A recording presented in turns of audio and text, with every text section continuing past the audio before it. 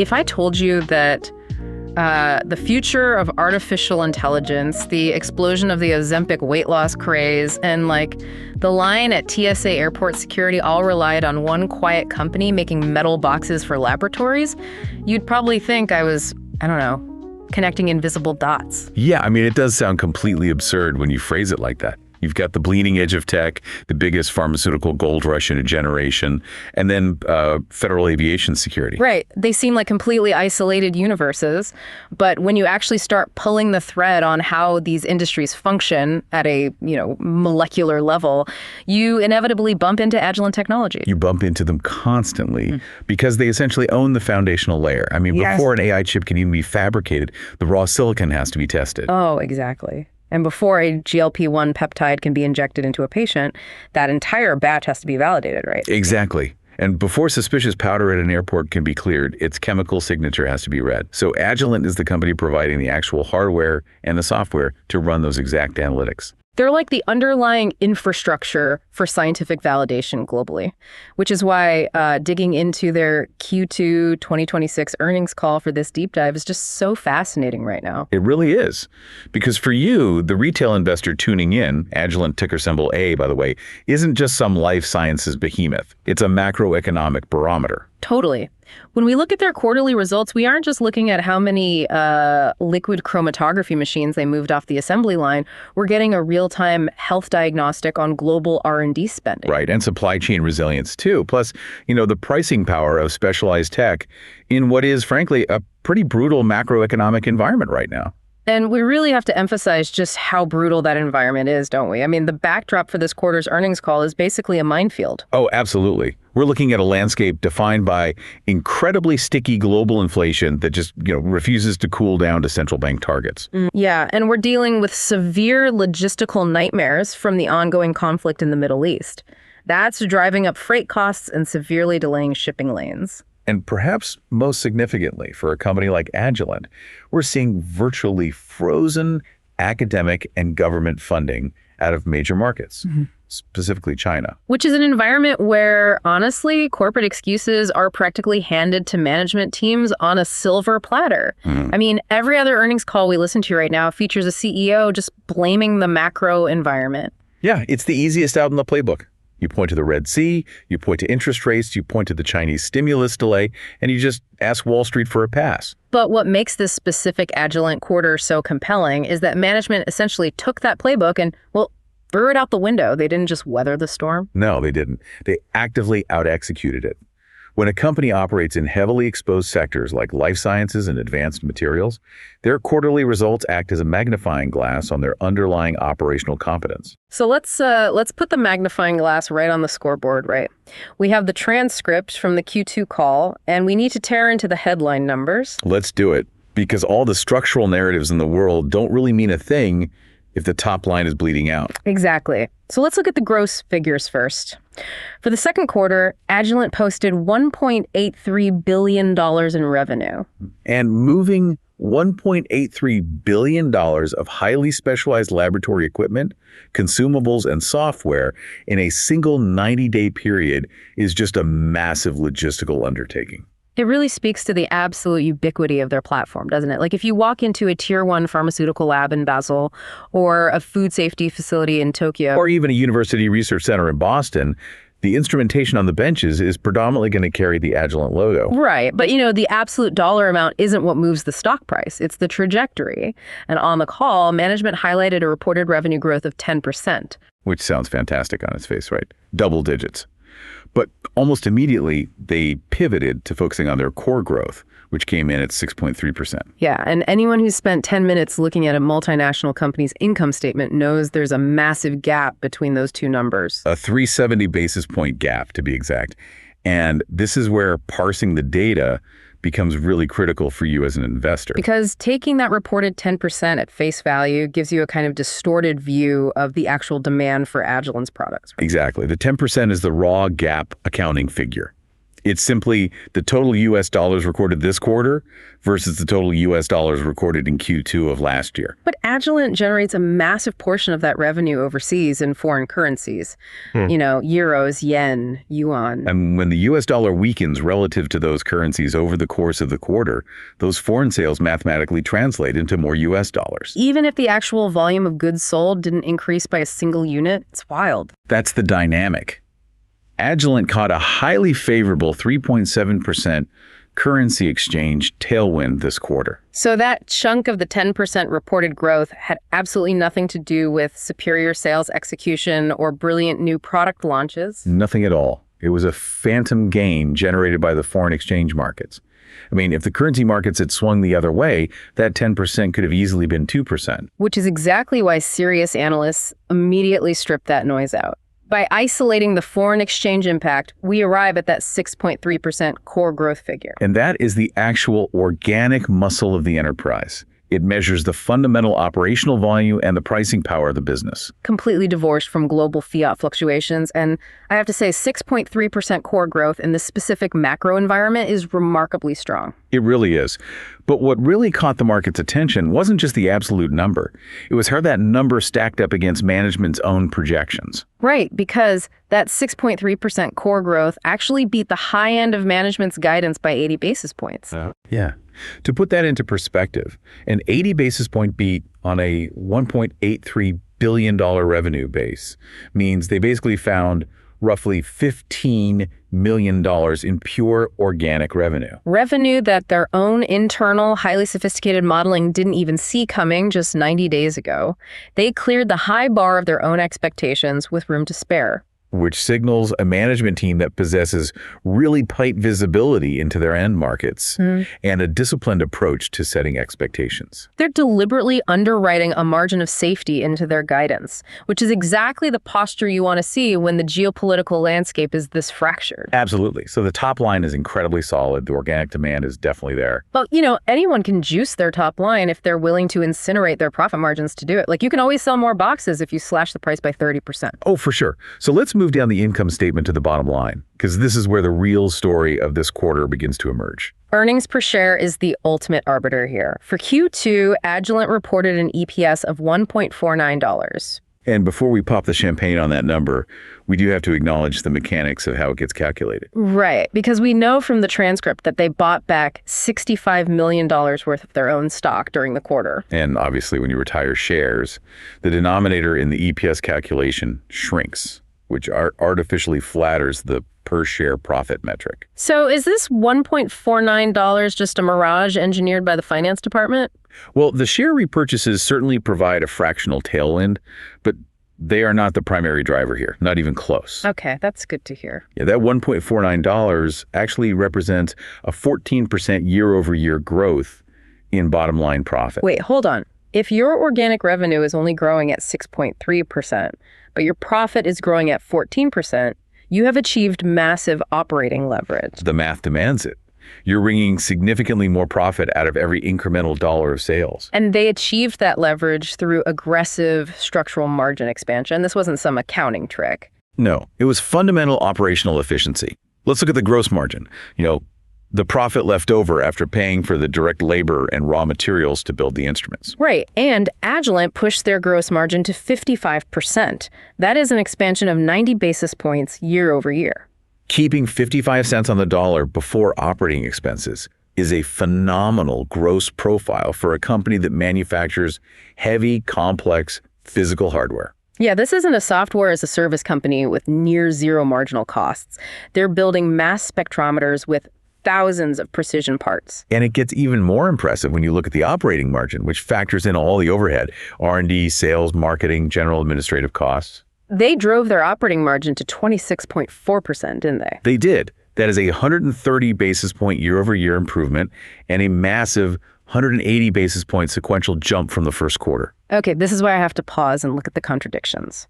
Boosting operating margins is notoriously easy if you're willing to basically mortgage the company's future. Right, the classic private equity playbook. Exactly. You walk in, fire half the sales force, absolutely gut the research and development budget, and cancel all marketing spend. Yes, your operating costs plummet and your margins look spectacular for 3 or 4 quarters. But eventually the pipeline dries up. You have no new products to sell, your competitors leapfrog your technology, and the company collapses under its own hollowed-out weight. It's setting the furniture on fire to keep the house warm. But that isn't what Agilent is doing. They aren't shrinking their way to profitability. They grew organic revenue, they beat their EPS guidance by 7 cents, and they expanded margins simultaneously. They achieved the trifecta of corporate performance in a quarter where their primary customers in China literally stopped buying equipment. So the obvious question, the multi-billion-dollar question for anyone looking at this stock is how? How did they manage to pull that off without stripping the copper wire out of the R&D labs? That leads us directly into the operational engine driving this entire enterprise.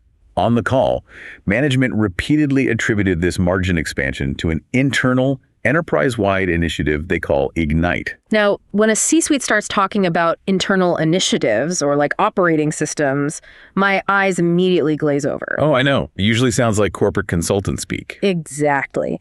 It's slide deck filler to distract analysts from declining sales. What is Ignite, and how is it actually putting hard dollars on the balance sheet? Well, it sounds like a branding exercise, but the data proves it is a highly formalized execution framework. Ignite isn't just a motivational poster in the break room. Okay, so what is it? It's a structural rewiring of how Agilent handles strategic pricing, supply chain logistics, and manufacturing throughput. Break that down for me. Let's start with pricing. How does an internal framework actually give you the leverage to charge your customers more money? Through systematic centralization. Historically, in large, decentralized global companies, pricing is somewhat localized. Like a regional sales manager in Europe offering a discount to secure a major academic contract, while a manager in North America holds firm on price. Precisely. Ignite centralized that intelligence.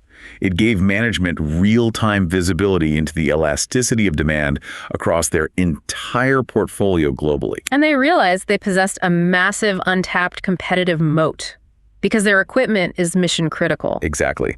Think about the workflow of a major pharmaceutical company. If they're using an Agilent liquid chromatography mass spectrometry system to validate a new drug, they've spent months, perhaps years, and millions of dollars validating that specific testing method with the FDA. Right. They can't just wake up one morning, decide Agilent is too expensive, and swap in a cheaper machine from a competitor. It's nearly impossible. Switching hardware vendors means completely revalidating the entire analytical workflow with regulatory agencies. And the downtime, the labor costs, and the risk of regulatory noncompliance astronomically outweigh the cost of a modest price increase on the instrument or the consumable regions. So Agilent's Ignite framework systematically mapped out this leverage and executed targeted strategic price increases across the portfolio. Yep. In Q2 alone, this pricing discipline delivered roughly 200 basis points of pure top-line growth. Wow. So 2% of their total revenue growth was just them realizing they had the power to raise prices and the customers simply accepting it because the switching costs are too high. That 2% drops almost entirely to the bottom line, which heavily explains the margin expansion. But you can't just price gouge your way to long-term success. What else is Ignite doing on the cost side? The most fascinating component of Ignite is their supply chain architecture. They built what they're calling an AI-enabled supply chain control tower. Okay, an AI control tower. And this isn't just an Excel spreadsheet with some macro formulas, right? No, this is a predictive, adaptive modeling engine overlaid on their global operations. How does that actually work in practice? We throw the term AI around constantly, but what is the specific utility here? Well, let's look at a realistic scenario. Agilent sources thousands of specialized components from suppliers all over the world. Lasers, microvalves, specific memory chips. High-grade polymers, all that stuff. Exactly. Historically, if a container ship gets stuck in a congested port or a Tier 2 supplier in Malaysia experiences a sudden power outage, the manufacturer doesn't find out until the parts fail to arrive on the assembly line. And suddenly, you have highly paid technicians standing around an idle factory floor in Germany. Overhead costs are burning cash, and you're missing delivery targets for key clients. It's reactive management. You're Yeah. constantly putting out fires. The AI control tower shifts the entire paradigm to predictive management. It was looking ahead. Yeah, it constantly inhales data from global logistics networks, supplier inventory levels, geopolitical news feeds, even weather patterns. Wow. And if the model detects an escalating probability of a delay at a specific port, what does it do? Just send an alert. It doesn't just send an alert to a manager, it automatically simulates alternative scenarios. It calculates the math before the crisis happens. That's wild. Exactly. It might calculate that routing the components through a secondary supplier via air freight will cost an additional $50,000 in shipping premiums. But then it simultaneously calculates that failing to deliver the final instrument to a key pharma client will trigger a $200,000 late delivery penalty. And damage the long-term relationship. So the system optimizes for the lowest total cost to serve and recommends the pivot instantly. That is an incredible tactical advantage. You are essentially mathematically eliminating production downtime. And it goes even further. The CEO, Parag, noted that they utilized a dedicated tariff task force operating under the Ignite umbrella. Oh, right. Earlier this year, there was a wave of incremental global tariffs enacted that fundamentally threatened the margins of anyone importing specialized tech components. And tariffs are essentially a massive, unpreventable tax on your cost of goods sold, unless you can dynamically restructure your supply chain. So what did the task force do? Agilent's task force utilized their localized manufacturing footprints and strategic component substitutions to achieve 100% full mitigation of those incremental tariffs. Wait, 100%. They completely neutralized a major geopolitical headwind without passing the cost entirely onto the customer or eating the loss themselves. They did. The result of all this operational agility? Ignite directly drove a 50 basis point reduction in their core manufacturing overhead compared to last year. So they're raising prices intelligently, and they're using predictive algorithms to strip the friction out of their supply chain. That is exactly how you generate a 130 basis point operating margin expansion while revenue is only growing 6%. The Ignite narrative isn't corporate fluff. It is the absolute bedrock of their profitability right now. It's a structural advantage that compounds over time. But, an optimized engine still requires fuel. Right. All the AI supply chain modeling in the world won't save you if nobody wants to buy your product. Exactly. We have to pivot to the demand side. We need to dissect the end markets that are actually generating this revenue. Because Agilent's portfolio is highly diversified, and the performance of these specific segments tells us an enormous amount about where the global economy is currently allocating capital. So let's start with the heavyweight division, the pharmaceutical end market. This is their largest revenue driver, and it posted a very solid 6% growth in the quarter. And consistency is the key word here, right? This marks the 5th consecutive quarter of growth in that mid-single to low double-digit range for pharma. It is a highly durable, reliable engine, but the pharmaceutical industry is massive and complex. Yeah, a 6% blended growth rate hides a lot of turbulence beneath the surface. You have legacy mega-cap drug makers facing patent cliffs and highly volatile biotech startups burning through venture capital. So what is actually driving the growth inside that 6%? Well, it was anchored by the large-cap biotech sector, which posted low double-digit gains. These are established companies with deep pockets continuously investing in capacity. But the absolute undisputed superstar metric, the number that leaps off the earnings transcript, is their exposure to the GLP-1 market.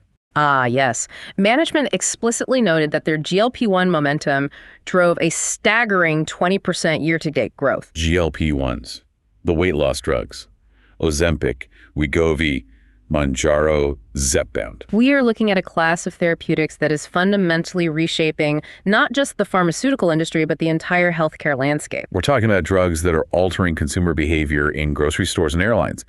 It is the gold rush of the decade. It's a systemic shift in medicine, but the question you have to ask as an investor is, how does an instrument manufacturer monetize a drug craze? Right. Agilent isn't developing a competing weight loss injection. They aren't taking the clinical trial risk. Because if a pharmaceutical company spends $2 billion trying to develop a next-generation oral GLP-1 pill, and it fails in phase 3 trials... that company's stock price gets cut in half overnight. It's a binary high-stakes gamble. So how is Agilent playing this without taking the risk? By providing the shovels to the gold miners. The connection lies in the sheer complexity of how these drugs are manufactured. They aren't just simple pills, are they? No, GLP-1 agonists are not simple, small molecule drugs like an aspirin or a statin, which you can essentially synthesize in massive chemical vats with very basic chemistry. They're complex peptides, intricate chains of amino acids that mimic naturally occurring hormones in the human body. And manufacturing complex peptides at a global scale is incredibly difficult. It is an absolute nightmare of quality control. I can imagine. As the demand for these drugs has skyrocketed, and we're talking millions of new prescriptions globally, the pharmaceutical companies have had to scale their manufacturing infrastructure at an unprecedented rate. And every single time they spin up a new manufacturing line or expand an existing facility, they run into the regulatory wall. The FDA requires absolute proof that what is inside the injector pen is exactly what the label says it is, with zero degradation, zero misfolded proteins, and zero microscopic contaminants. Exactly. That is quality assurance and quality control, QA and QC. You cannot prove the purity of a complex peptide batch by just looking at it. You require ultra-high-resolution analytical chemistry. You require advanced liquid chromatography systems to separate the compounds. And high-end mass spectrometry to identify the exact molecular weight and structure of every single molecule in the sample. Which is Agilent's bread and butter. They dominate this space. They absolutely do. As the legacy pharma companies race to build more GLP-1 manufacturing capacity to meet this insatiable consumer demand, they are essentially forced to buy fleets of Agilent LC-MS machines. They serve as the QA and QC checkpoints on the assembly line. Agilent is the toll booth on the road to commercialization. That is why that specific subsegment is growing at 20%. They are a pure derivative play on the expansion of peptide therapeutics without carrying an ounce of the clinical trial risk. That is a phenomenal setup. It's the ultimate infrastructure play. Okay, let's move to the second major growth engine, which completely surprised me when I was reading the transcript. The Chemical and Advanced Materials segment, or CAM. Right, CM posted a robust 8% growth. And when I hear Agilent, I think of white lab coats, test tubes, and biology. I certainly don't think of industrial chemicals. What is driving an 8% surge here? This segment really reveals the hidden interconnectivity of the modern global economy. The driving force behind that 8% growth, representing a massive 30% of the entire advanced materials segment, is the semiconductor industry. Semiconductors, computer chips, the foundational hardware powering our smartphones, our cars, and the massive server farms training large language models. Yep, but I know what you're going to ask. I have to challenge the logic here. A semiconductor fabrication plant, a fab, is essentially printing microscopic circuitry onto a wafer of silicon. They aren't extracting proteins. Why does a multi-billion-dollar fab need chemical analysis equipment from a life sciences company? It all comes down to the relentless pursuit of absolute purity. Modern semiconductor manufacturing has crossed the threshold from engineering into quantum physics. Really? Like at the atomic level? Yes. The most advanced chips being fabricated today have transistor gates that are measured in the single-digit nanometers. We're talking about structures that are only a few atoms wide. It's incredibly precise. Precisely. And at that microscopic scale, the definition of contamination completely changes. So if there's dust, it's ruined. Worse than dust. All right. If the silicon wafer itself, or any of the ultra-high purity chemicals, solvents, and gases used to etch those microscopic patterns onto the wafer, contain even a trace amount of a stray element. Like what? Let's say a few atoms of iron or copper. It will fundamentally ruin the electrical properties of the chip. Wow. A microscopic imperfection causes a short circuit, and suddenly a $50,000 silicon wafer has to be thrown in the trash. It destroys their production yield. It is catastrophic for the economics of a fab. Therefore, the semiconductor manufacturers cannot trust the purity of the chemicals they receive from their suppliers. They have to test it themselves. They must test every single batch of photoresists, every vat of hydrofluoric acid and the silicon itself, before it ever touches the production line. Yeah. And they need to detect impurities, not in parts per million, but in parts per trillion. How do you even find a single atom of an impurity in a trillion atoms of solvent? You use Agilent's spectroscopy tools, specifically inductively coupled plasma mass spectrometry, or ICP-MS. Okay, without turning this into a chemistry lecture, how does that work? These instruments use a plasma torch burning hotter than the surface of the sun to instantly vaporize the chemical sample. It tears the molecules completely apart into their constituent atoms. That's intense. And then The machine then measures the exact mass of those individual ions, allowing the engineers to definitively say there are exactly 3 atoms of rogue iron in this batch of solvent. that is mind-blowing technology. And it is absolutely vital. Right now, there is a massive global initiative to reshore semiconductor manufacturing. The US, Europe, and Japan are pouring hundreds of billions of dollars into building brand new state-of-the-art fabrication plants to reduce their reliance on Taiwan. And every single one of those new mega fabs requires a dedicated on-site analytical laboratory packed with Agilent ICP-MS systems to monitor their chemical supply chain. The explosion of the AI chip market is generating a massive, sustained draft for Agilent's Advanced Materials division. It's another brilliant infrastructure play. They are selling the testing equipment to the companies that are building the hardware that runs the AI models. The layers of derived demand are incredible. They really are. Okay, what about the diagnostics and clinical segment? They posted an 11% growth rate, which is phenomenal for healthcare division. This division is deeply entrenched in the pathology workflow. It's heavily focused on cancer diagnostics. And the 11% growth was driven primarily by the rapid adoption of their Omnis instrument platform, right? Yes. And just for context, pathology is basically tissue biopsies, taking a physical sample of a tumor and looking at it under a microscope to determine if it's malignant. But pathologists don't just look at raw gray tissue, do they? No, they have to stain the tissue samples with highly specific chemical regions and antibodies that react with particular proteins expressed by cancer cells. So if a specific cancer protein is present, the reagent turns that specific cell a certain color, allowing the pathologist to visually identify the margins of the tumor and determine the exact subtype of the cancer. It's a highly manual, incredibly critical process. A misdiagnosis here is literally life or death. Which is why automation and standardization are so crucial. The Omnis platform is a fully automated, high-throughput staining system. It removes the human error from the chemical preparation of the slides, allowing a pathology lab to process a massive volume of biopsies with perfect chemical consistency. And the business model here is beautiful. It's the classic razor and blade model. Exactly. You sell the hospital the Omnis instrument, the razor, which is a significant capital expenditure. But the machine is useless without the specific chemical assays, the blades, which the lab has to continually purchase from Agilent every single week to run the tests. It creates a sticky, recurring revenue stream that is highly resistant to macroeconomic shocks. Healthcare providers are not going to delay critical cancer biopsies just because the Federal Reserve raised interest rates. Furthermore, management announced the acquisition of a company called BioCare on the call. I saw that in the transcript. What is the strategic logic behind that M&A? BioCare specializes in developing the specific, clinically focused antibody regions used in these pathology stains.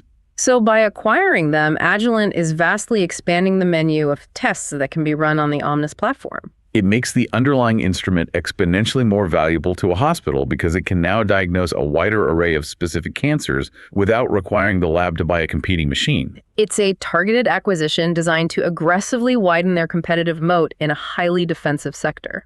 Precisely. Okay, so we have pharma booming on GLP-1s, semiconductors fueling the advanced materials division, and cancer diagnostics locking in recurring revenue. A very strong showing across the board. But my absolute favorite detail from this entire deep dive, the part that genuinely made me sit back in my chair, was what I'm calling the wild card win. Let's talk about the environmental and forensics division. Oh, this was the jaw dropper of the quarter.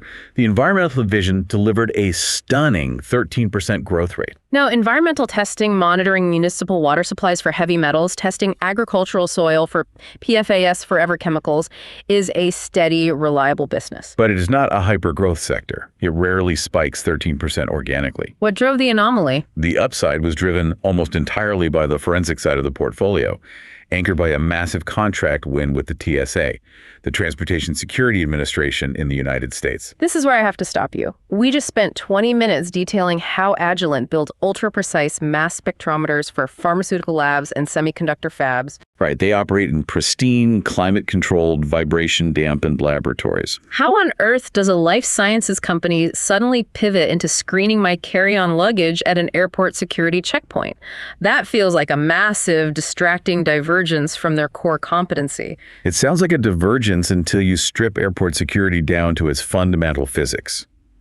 The TSA's primary existential challenge isn't just looking at X-ray silhouettes of laptops. It is rapidly identifying the chemical composition of unknown substances. Right. If a passenger brings a large, unlabeled bottle of thick liquid in their bag, The X-ray can't tell you what it is. Exactly.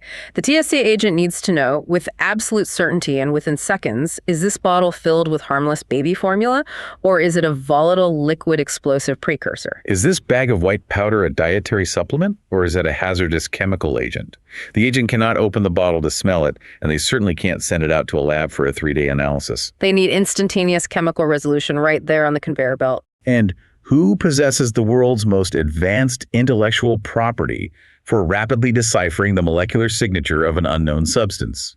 Agilent. So they adapted their tech. They took a technology known as spatially offset Raman spectroscopy, a technique they spent decades perfecting for pharmaceutical validation, and they fundamentally reimagined the form factor. How does Raman spectroscopy actually work in this context? Essentially, the machine fires a highly specific, harmless laser beam directly into the suspect container. And the light penetrates the plastic or glass bottle, interacts with the molecules of the liquid or powder inside, and scatters back out. Different chemical compounds scatter the light in a completely unique, highly predictable pattern. It's like a molecular fingerprint. The sensor reads that scattered light, instantly compares it to a massive database of known explosives and hazardous materials, and gives the TSA agent a definitive green or red light. So they don't even have to open the container. The laser reads the chemistry right through the plastic. That is just wow. It's called bulk alarm resolution technology, right? Exactly. Agilent took this incredibly sophisticated laboratory technique, ruggedized the hardware so it could survive the chaotic environment of an airport terminal. Simplified the software interface so an agent doesn't need a PhD in chemistry to interpret the results, and deployed it into the field. And the contract is specifically targeted ahead of the 2026 FIFA World Cup in the U.S., right? Yes. The U.S. government is anticipating an unprecedented surge of international travelers and requires the highest level of threat detection throughput possible. The initial contract was for $9 million, and Agilent recognized $5 million of that revenue in this quarter alone, heavily driving that 13% segment growth. That is just a brilliant monetization of existing intellectual property. It proves their underlying technological supremacy isn't confined to a white coat laboratory setting. And the strategic implication is massive. Management specifically noted that successfully executing this high-profile TSA deployment essentially serves as a global billboard for their capabilities. It positions them incredibly well to bid on future, vastly larger aviation security tenders globally. Every major international airport in Europe and Asia is watching this deployment. It is a massive, new, addressable market opening up for them. It's a great story. But if we want to be rigorous, objective analysts, we cannot just be a cheerleading squad. Every company has shadows. We have to look at the weak spots in the quarter, because in a macro environment this tough, someone is inevitably bleeding. What failed to perform? There were two specific end markets that acted as significant drags on the overall performance. First, the food end market. This segment declined by 3% in the quarter. A 3% decline in food testing is bizarre. Food is the ultimate defensive sector. Regardless of inflation or interest rates, people do not stop eating. And agricultural conglomerates do not stop testing for pesticides, heavy metals, or nutritional label compliance. Why would testing volume shrink? Because the decline wasn't driven by consumer demand. It was driven by sovereign capital constraints, specifically in Asia. Ah, I see. A massive portion of the food safety testing infrastructure in countries like China and India is not driven by private enterprise. It is heavily subsidized, directed, and funded by the state government. So it's tied to government budgets and 5-year agricultural plans. Exactly. When the central government in Beijing tightens the fiscal belt or delays the release of stimulus funds for regional laboratory buildouts, the purchase orders for new Agilent testing equipment simply sit on a desk waiting for approval. The underlying need to test the food hasn't disappeared, but the capital liquidity to buy the machines has temporarily evaporated. Furthermore, management noted that the ongoing shipping disruptions in the Middle East, specifically the attacks in the Red Sea, have severely delayed global agricultural shipments. Which mechanically reduces the volume of food arriving at ports that requires testing. So it's a combination of frozen state funding and paralyzed logistics. And that frozen state funding dynamic bleeds directly into their second major weakness, academia and government. Yes, this is their smallest end market by revenue, but it declined by 5% globally. While the academic funding environment in the United States and Europe was relatively stable, the situation in China was brutal. Revenue in China across the board was down a notable 9%. A 9% regional contraction is significant. Now, When I read the transcript, I noticed that almost every analyst on the call relentlessly questioned management about a China stimulus. It seems like the entire industry is holding its breath waiting for Beijing to write a check. What exactly is the stimulus and how is Agilent playing it? The Chinese government has been telegraphing a massive, centralized stimulus package designed to fundamentally revitalize their scientific, academic, and industrial research infrastructure. We are talking about billions of dollars earmarked specifically to upgrade aging laboratory equipment across universities and state-run research facilities. It sounds like a massive impending windfall for an instrument maker like Agilent. It will be eventually, but the bureaucratic timeline keeps slipping. The market was anticipating those orders to start flowing in early 2026.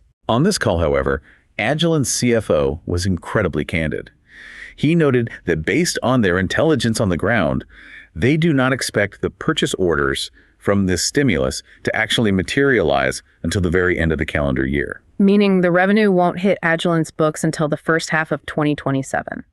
So how do they adjust their strategy? They did the smartest thing a management team can do. They completely de-risked their current guidance.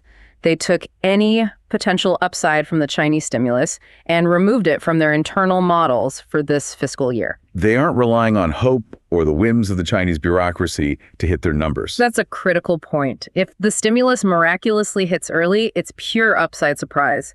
If it continues to delay, they have already absorbed the blow. Let's step back and synthesize this. We just spent a significant amount of time tearing apart the Q2 results. We have a company that beat on organic revenue, crushed their EPS estimates, and drove massive margin expansion via a highly sophisticated AI supply chain and pricing framework called Ignite. They prove they have incredibly powerful structural tailwinds in GLP-1 pharma, semiconductor fabs, and TSA security that are vastly overpowering the state funding weaknesses in China. The foundation of the enterprise is remarkably solid. But, and this is the golden rule of investing, you do not buy the past.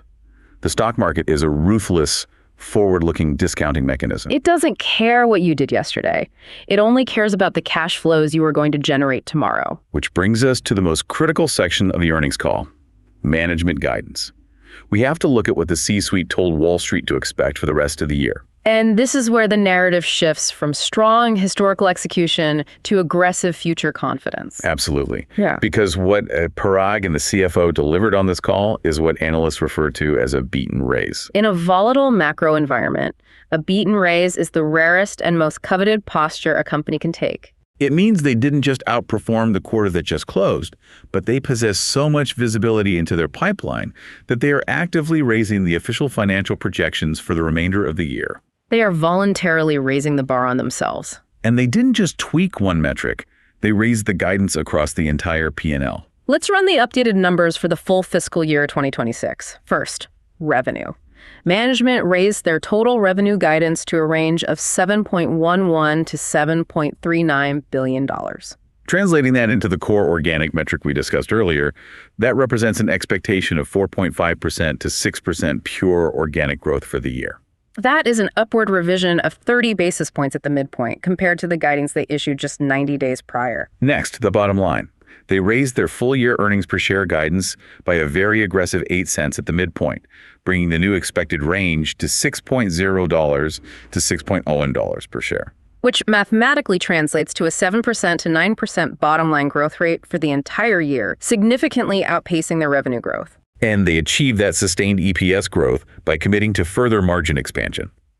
Following the verified success of the Ignite system in Q2, they officially raised their full-year operating margin expansion target to 85 basis points. They are telling the market, we expect our operations to be almost a full % more profitable for the entire year than we initially projected. It is a massive flex of corporate confidence. But when you analyze an earnings call, the raw numbers only tell half the story.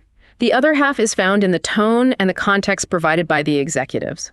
When a CEO raises guidance, they can sound euphoric, arrogant, and completely dismissive of macroeconomic risks. Or they can sound grounded, cautious, and highly aware of the landscape. How did the C-suite sound to you? They sounded incredibly pragmatic.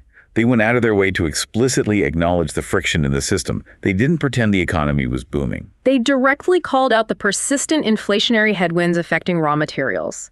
They acknowledged the specific rising logistical costs associated with the Middle East shipping delays. And crucially, they noted upward pressure on their own internal manufacturing costs due to surging prices for advanced memory chips.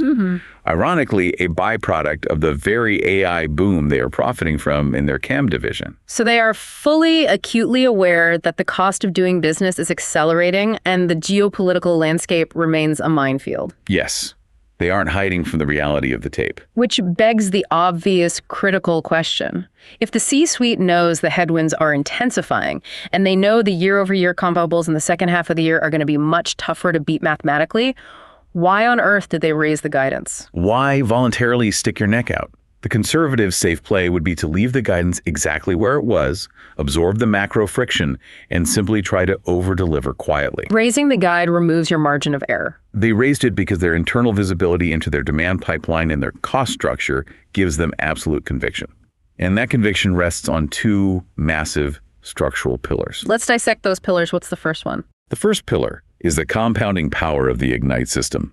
They aren't crossing their fingers and hoping inflation magically cools down. They have mathematically modeled the forward-looking efficiencies of their AI supply chain control tower and their targeted pricing algorithms. They know exactly how much cost savings those initiatives will generate in Q3 and Q4, and they know those savings will completely absorb the anticipated inflationary impacts. They have built an operational shock absorber into their P&L that allows them to guarantee margin expansion regardless of the macro noise. They know their own operational physics. What is the second pillar? The second pillar is a massive multi-year product replacement cycle that is just beginning to accelerate, specifically regarding their LC and GC instrument portfolios. Okay, we touched on this briefly, but we need to go deep here. LC and GC, liquid chromatography and gas chromatography. Why is a replacement cycle in these specific instruments such a guaranteed, predictable tailwind for their future revenue? Because without these instruments, modern science grinds to a halt. We've talked about how they are used for GLP-1s and environmental testing, but we need to understand their physical presence in a lab. If you need to separate a complex chemical mixture into its individual highly purified components, whether you are a forensic scientist analyzing a blood sample for toxins, a petroleum engineer analyzing crude oil, or a food scientist looking for microscopic pesticide residue, you must run that sample through a chromatography machine. They are the absolute workhorses of the analytical world. They are the refrigerators and washing machines of a commercial laboratory. A lab literally cannot operate and generate revenue without them. Exactly. And the critical metric for an investor to understand is the life cycle of these machines. They are heavy, complex capital investments, and they possess a typical functional lifespan of roughly 10 to 12 years. A decade of continuous use. Yes. Now let's look at the historical timeline. There was a massive surge in instrument purchases about a decade ago. Following that, specifically in the last 3 years, many labs severely restricted their capital expenditures due to the pandemic hangover and rising interest rates.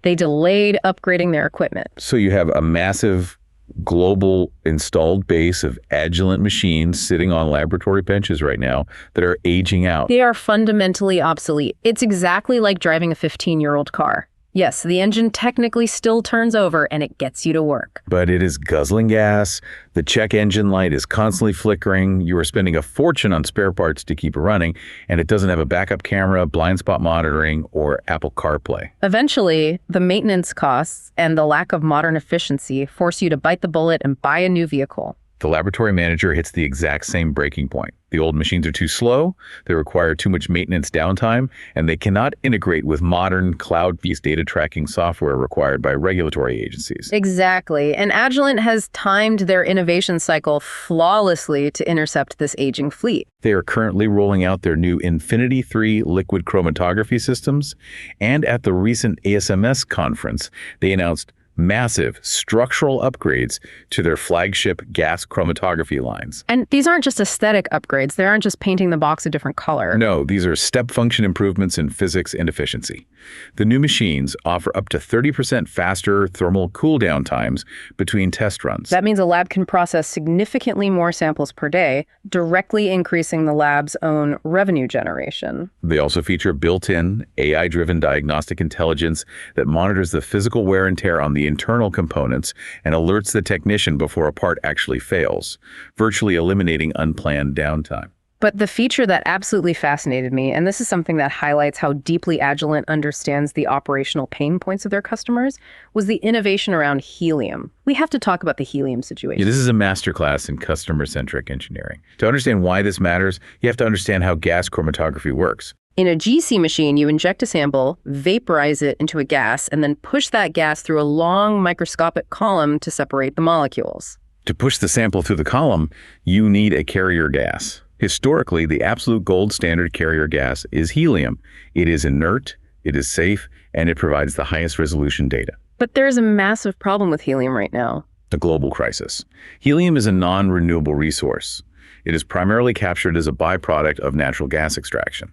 Over the last few years, major global helium production facilities have experienced catastrophic outages, and the U.S. Federal Strategic Helium Reserve has essentially been depleted and sold off. The result is a massive ongoing global shortage. The price of laboratory-grade helium has astronomically skyrocketed, and in many regions, labs simply cannot source it at any price. They're placed on strict allocations by their gas suppliers. So you have a laboratory manager who spent $100,000 on a gas chromatograph.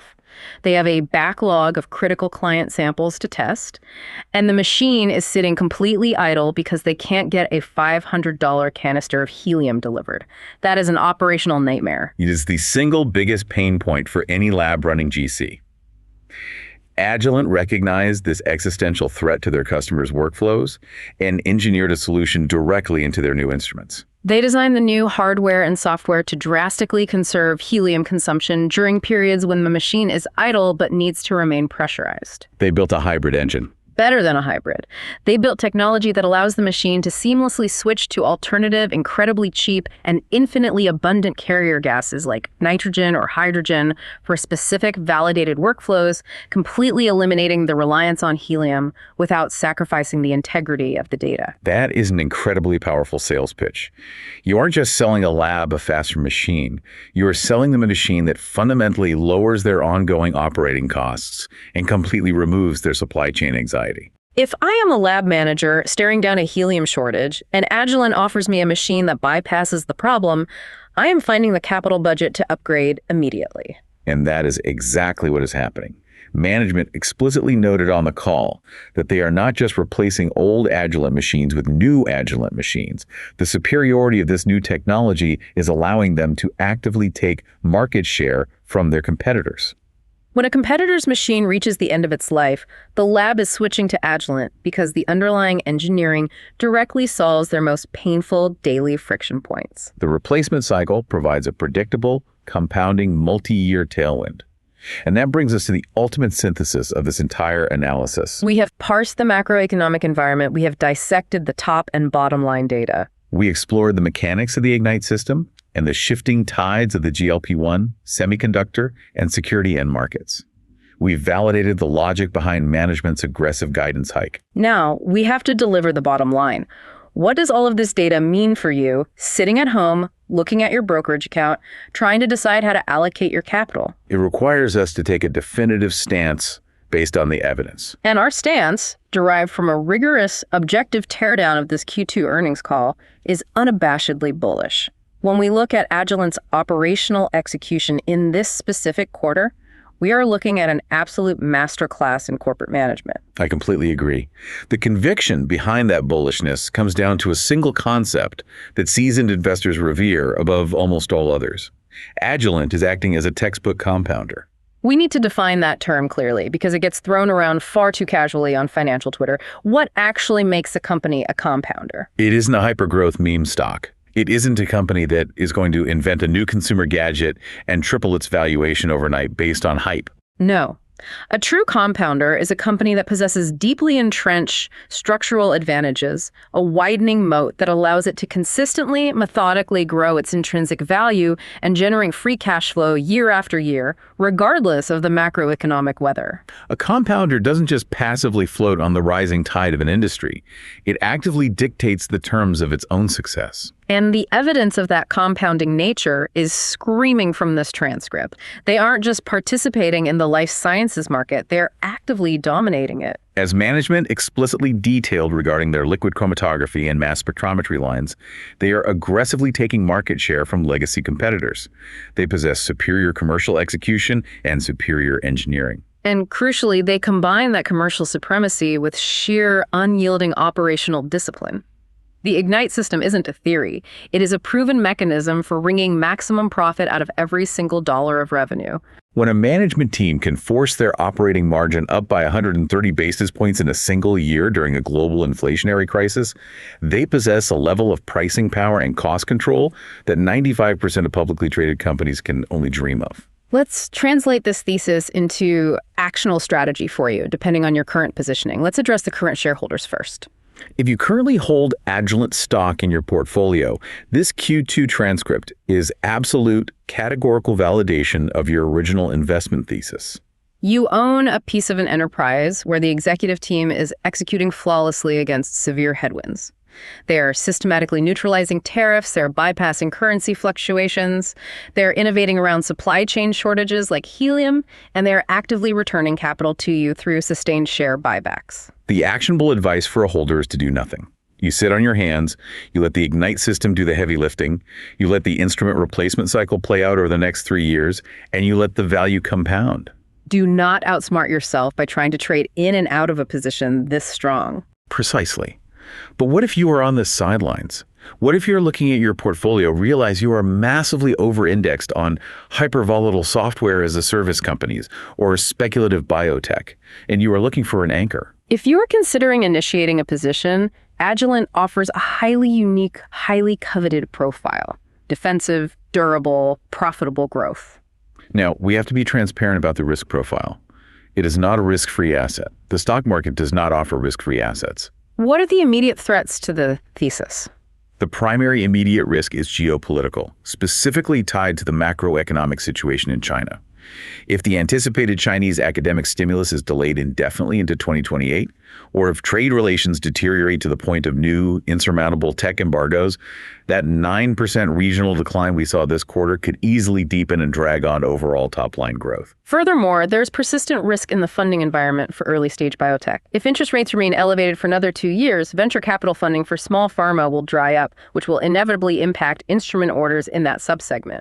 Those are real, quantifiable risks. But, and this is the massive structural counterweight that drives the bullish conclusion, their exposure to the absolute highest growth, most transformative sectors of the global economy is unparalleled for a hardware manufacturer. It really is. By owning Agilent, you are acquiring highly insulated backdoor exposure to the semiconductor boom and the multi-trillion-dollar build-out of global AI data centers. You are securing direct, highly profitable exposure to the parabolic explosion of the GLP-1 weight loss therapeutic market. You are gaining exposure to the steady, demographic-driven growth of advanced cancer diagnostics and the expansion of global aviation security. They are the ultimate picks and shovels play for the entire future of applied science. You don't have to agonize over which specific biotech startup is going to successfully cure a rare disease, and you don't have to bet on which microchip designer will ultimately win the AI hardware wars. It doesn't matter who wins the gold rush. Whoever ultimately triumphs, they all have to build their products using testing and quality control infrastructure manufactured by Agilent. It is a foundational bet on the advancement of technology itself. It is a beautifully constructed, highly defensive portfolio operating at the bleeding edge of innovation. All right, as we bring this deep dive to a close, we always want to leave you with a final provocative thought. We want to give you a concept to mull over or research on your own that builds upon the data we've unpacked today, but stretches the horizon just a little bit further into the future. During the Q&A portion of the call, CEO Parag mentioned, almost in passing, that artificial intelligence will eventually serve as a massive structural tailwind for the entire life sciences industry. Now, we all know the narrative here. Every major pharmaceutical company on Earth is currently pouring billions of dollars into generative AI and machine learning platforms, desperately trying to accelerate drug discovery. Right, the concept of in silico drug development. They want to use massive supercomputers to simulate molecular interactions and predict exactly which chemical compounds will effectively bind to a disease target, completely bypassing years of physical trial and error. They want to use algorithms to drastically reduce the billions of dollars currently wasted on late-stage clinical trial failures. It is the holy grail of modern medicine, but there is a massive fundamental catch to this utopian vision of AI-driven biology. To train those incredibly complex, multi-billion parameter AI models, the pharmaceutical companies cannot just feed them synthetic, digitally generated data.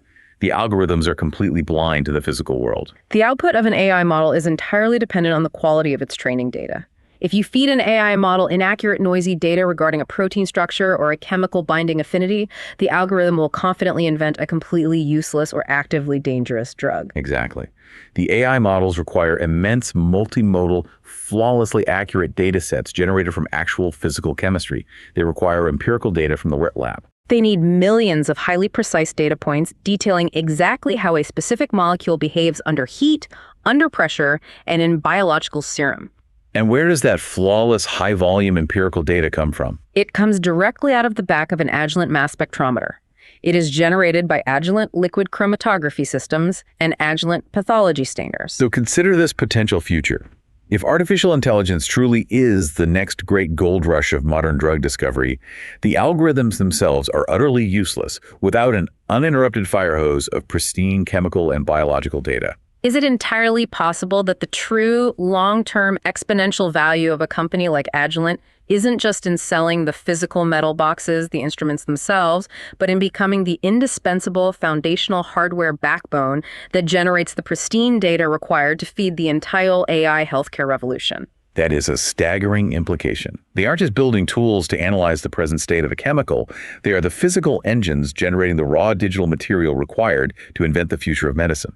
As the insatiable demand for AI training data explodes globally across every scientific discipline, the utilization and indispensability of Agilent's analytical instruments must mathematically explode right alongside it. Think about that. The next time you hear a software analyst casually dismiss a hardware manufacturer as old tech. The physical world and the digital world are violently converging inside the modern laboratory, and Agilent has positioned itself directly at the center of the intersection, holding the keys. And with that paradigm shift, we have reached the end of our diagnostic run.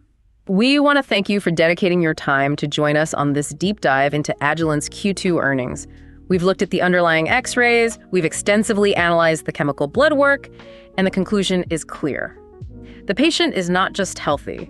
The patient is an elite athlete compounding their strength. We strongly encourage you to keep researching the mechanics behind the headlines, keep questioning the prevailing market consensus, and above all else, keep your eye on the cold, hard operational data. Until next time.